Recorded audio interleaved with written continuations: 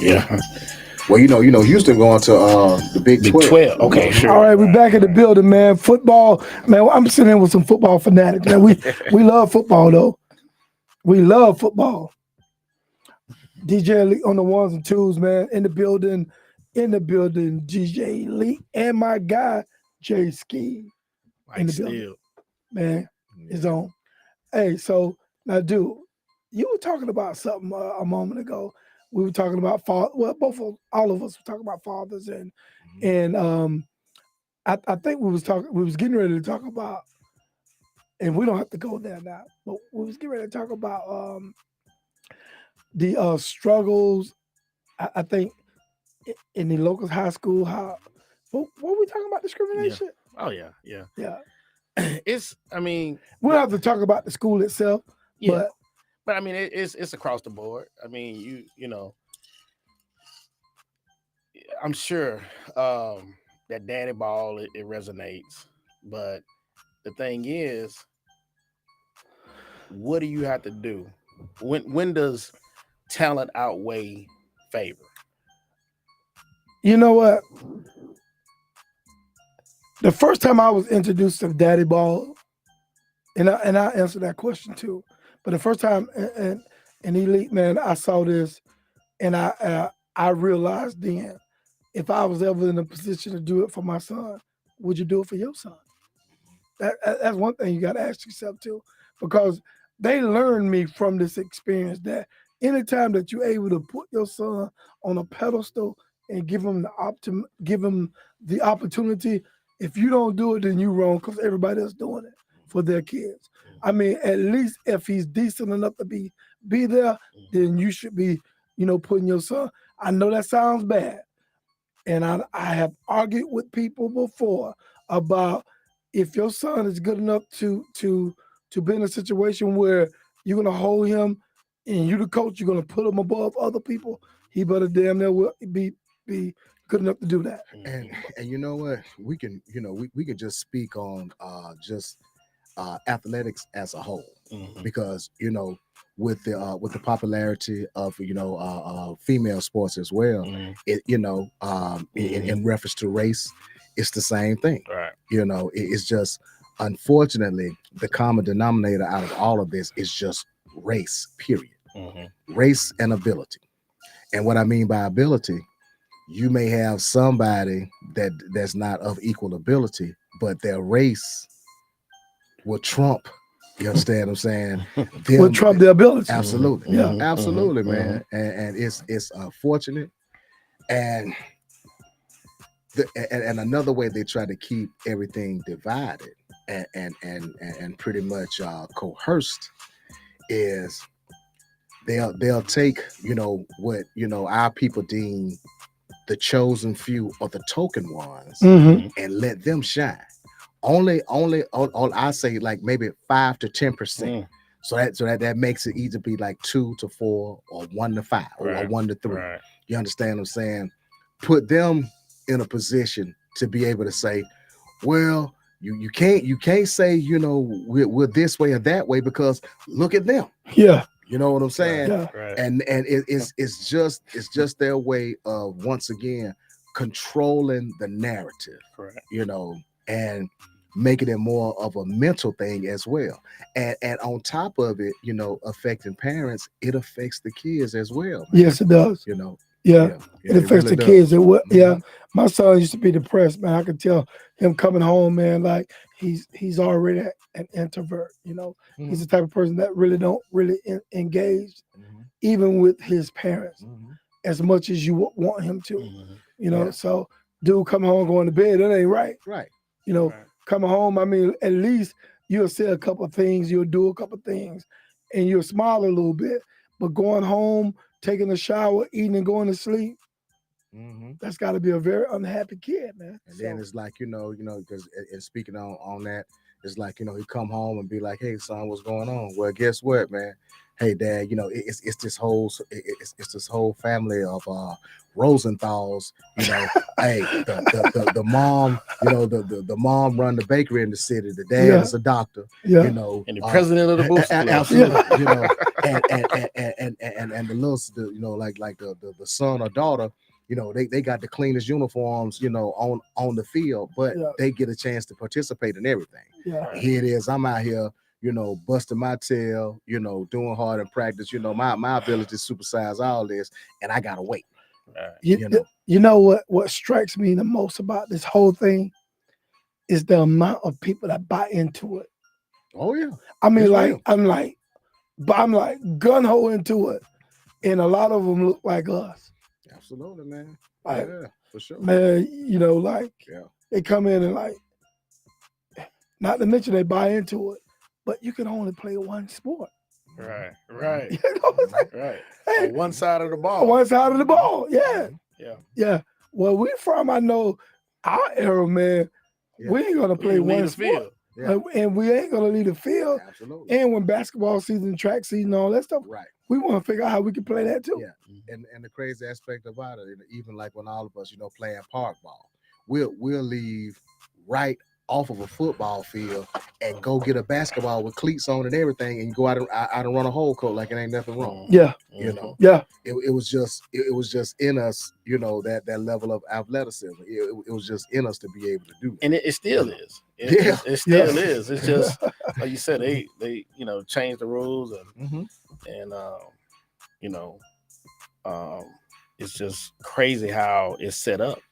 And to Mike's point, you'll get a few that they brought in, that might be that one that has a job, and with them. And it's like, hey, we cooked out this week. You cooked out with them? Yeah, we. Who is we? Why you ain't call me? Yeah. Talk about that's more French than we. Right. Me. But the craziest thing I've heard, and I'm sure you guys heard it too, and I heard somebody was talking about it here recently, but they were saying that when it deals with the black quarterback, we talked about that earlier, and I heard it with mine. He's too athletic to play, just to hand the ball off. In Little League, they and people don't realize the reps at the position are so important. Just that even if you hand the ball off, just walking up to the line, it comes with the comfortability of playing the position. Looking at what they're doing, where this guy is. Okay, well, it's more on this side, so that's why coach want to run it over here. So it's the education of the position, from here to 15 years old. Yeah. So but now we get here, we had none of this. This gap is there. Yeah. And they said, well, he can't read defense. Well, you dang right he can't read. Yeah. that part of it was starting here. Yeah. To there. Yeah. He was getting comfortable. The more he was too athletic. We needed to hand the ball to him then. Mm-hmm. And let him run. Yeah. Yeah. And I'm glad you mentioned that, Jay, because someone that may not be listening to the show now will understand, because some people probably overlook that. And like being in a position early on, he may be handing the ball off, but he's getting used to handing the ball off. He's getting used to looking at defenses. He's getting used to looking at one-sided defenses. He's getting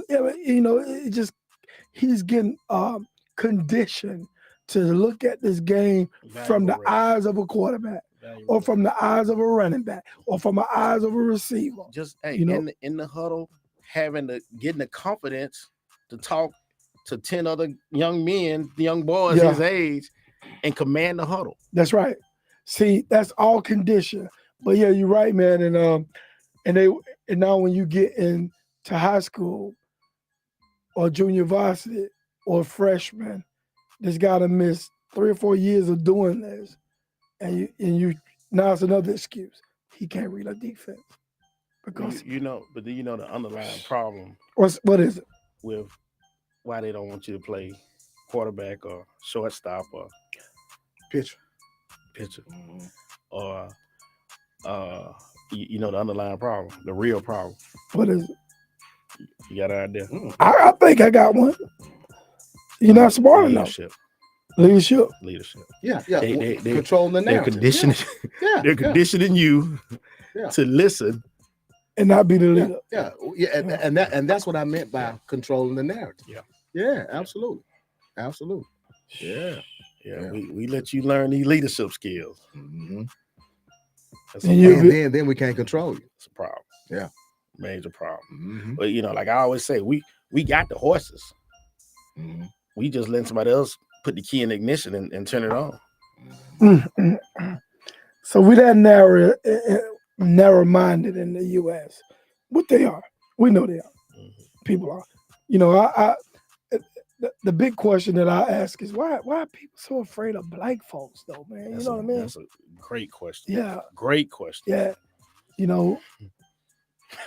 Why? You know what I mean? Come on, man. Answer this question. 205-430-4300. Jay in the building. Jay Ski in the building. We got my man Elite in the building. Y'all call these fellas up, man. They ready to answer your questions, man. Oh yeah. What's that? Oh no, man. It's just it's just exactly with everything that's just being presented. Is once again, knowledge is power. For some people, I wouldn't necessarily call them naive, but maybe that have been in similar situations. That you all that we have spoken on. It may have helped give them a better insight as well. A different way to look at it, a different perspective on how to handle it. Right. With whether it's staff, teachers, and with their kid as well. Just letting them know that hey, they're not the only ones that have been subject to stuff like that. Yeah. I tell you one thing too. Moving to Hoover, man.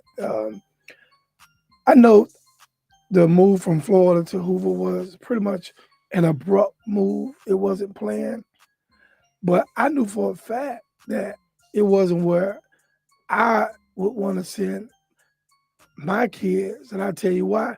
Partly from listening to Jay, like some of the stuff that I know he went through that I had to witness myself. Like I remember talking to you about your kids, you would tell me certain things, but I just didn't think it would be like the way I envision it anyway. And they already know how I feel about it. They knew. But to me, it's just, who are you coming into a big old place like this to break what they have? You know what I mean? Or to integrate what you have. Or to you in a nutshell, you're a nobody in their eyes. You just the average Joe. Nobody know you. You came in. Now, given the right opportunity, could have been great. But you come into a system where they already got their minds made up, who they want, who they like. And I learned too that they see these kids very early on, because they put a freshman before my son in a football game out of nowhere. Yeah, he, boom, right in there. And that kid played up until his senior this year. Yeah. You know what I'm talking about, right? Yeah. But they told me they were scouting this kid at a young age. They told me like, hey, that was going to be their guy. They knew it. They knew it. They knew it. Yeah. Like, I don't care what you can do, right? But I've been watching this guy. Hey, it's return on investment. Yeah. Yeah. You can do this. But we already got our eyes on this man. This man is we want to do this. We already seen what we want him to do. Yeah, so we, pack your bags, boy, and go back to Florida. When my son left, nobody said bye. Well, it's crazy, man. We have a friend, and his son, grew up like in the system all the way through. And you had some move-ins. That's what I call them, move-ins. You had some move-ins, and I always told Chip, I said, hey, you gotta be able to fight off the move-in. Yeah. It's only so many positions. See, I didn't have all the insight. That's great insight. It's only so many positions, on the field, on the court. So, they got, you got the president of the Booster Club, you got vice president. So we got certain spots already taken. So it automatic. So we really need one on this side of the field, the middle side of the field. So we really need about 3 to 5 at the most of you, to handle this. So I'm like, you mess around in the move in, come in and play your position. You in trouble, boy. Or we gonna work to this point where we don't care if T.O. come. Yeah. Or if Jalen Hurts come. We ready. Gotta get me on the field. we got to do it. Yeah. See, that's good insight, man. And that's the insight you get from being like growing up in that environment, having to see that environment, being a part of being accustomed to that environment. Somebody coming in, if you ain't scouted this environment or you ain't really talked as much as you needed to gain insight on this environment, you'll come in all willy-nilly thinking that you finna just fit right in. And you'll be looking at yourself like, my kid came from Texas. He was this, he was that. But now he's here. You nobody now. But the craziest thing, because you hear on some of the radio shows in the daytime, and they're dinging people that are, stay in certain areas, blacks that are staying in certain areas. But the thing is, trying to strike that balance where, you're here, you're playing sports here, or you playing sports there, and are you putting your kid in a situation where they're unable to handle this situation over here? Is it too whatever? Then, but you bring them over here, and it's too what over here? It's Absolutely. Trying to strike that balance. Well, you damn if you do, damn if you don't. That's what you find yourself using that kind of situation. Yeah. Golly, boy. And when this dude, and I ain't calling his name, but when I saw him put his son in the game, and his son, I mean, I don't know, what his son probably a senior now, ain't it? Yeah. But he was a freshman when he put him in the game. That made me think about I know what you're saying. Yeah. You know what I'm talking about now? Yeah. It made me think about this thing totally different, Elite. Would you do that same thing for your son? Of course I would, because, to give him a chance, that's what they do. But you know what? I had a young man ask me, he was on that second marriage. He was starting a whole nother family, and he was living in this area, and he said, give me some advice. I said, coach your child if you can. Be so involved if you can. Not that you would mistreat somebody else's. No. But yours will play and act with a level of confidence because they know as long as dad out here, nothing's bad gonna happen to me. Yeah. Dad's not gonna let nobody mistreat me. So they playing with that error-free, like, okay, I go and take this risk right here because I ain't gonna get chewed out too bad because my dad out here. But like I said, not that you would mistreat. And then we coach ours so hard that we're trying to have them extra prepared. Now it's not the same. You'll get, a little joker that's come there all entitled wearing a red jersey and then have half the skill sets they need to play the position, but they have all the confidence to play the position. So, it's the answer, I think Mike said, yeah, of course, but of course we will have ours in a position ready to handle that role if they're playing that position too. Right. Exactly. Right. Yeah. Let's take another break and come back. We'll end this thing, man. Close it on out. Yeah, close it on out, man. All right. Guys, man, 205-43. We'll take one or two phone calls at the end of this thing. All you got to do is just hit us up. It's kind of glad that y'all ain't calling because I just playing. But we're gonna come back, man. We're gonna close it out, man. This is Real Talk with Mike Steele. Jay Ski in the building, my guy, man. Thank you, Jay. Appreciate the insight. And Elite, man, on the ones and twos. Y'all sit back, sit tight, listen to the tunes. If you haven't gone to Real Entertainment Radio on TuneIn Radio, make sure you go there. Go and download the app. Make sure you subscribe and stay connected to us too. Also, you can catch this episode on Spotify and iHeart. We on every Sunday we drop a new podcast. So catch it.